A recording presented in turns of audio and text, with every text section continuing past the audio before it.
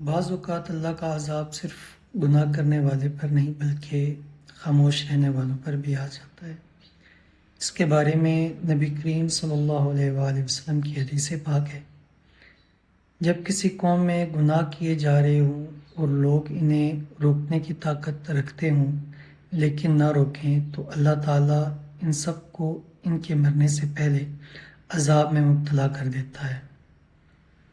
یاد رکھیں، عمل بالمعروف اور نہی عن المنکر صرف علماء کی ذمہ داری نہیں بلکہ ہر مسلمان اپنی استطاعت کے مطابق خیر کی دعوت دے اور برائی سے روکے۔ آئیے آج یہ عہد کریں کہ ہم خود بھی گناہوں سے بچیں گے اور انشاءاللہ اپنی حکمت، نرمی اور اچھے اخلاق کے ساتھ دوسروں کو بھی نیکی کی دعوت دیں گے۔ اللہ تعالی ہمیں حق بات کرنے اور اس پر عمل کرنے کی توفیق عطا فرمائے۔ آمین۔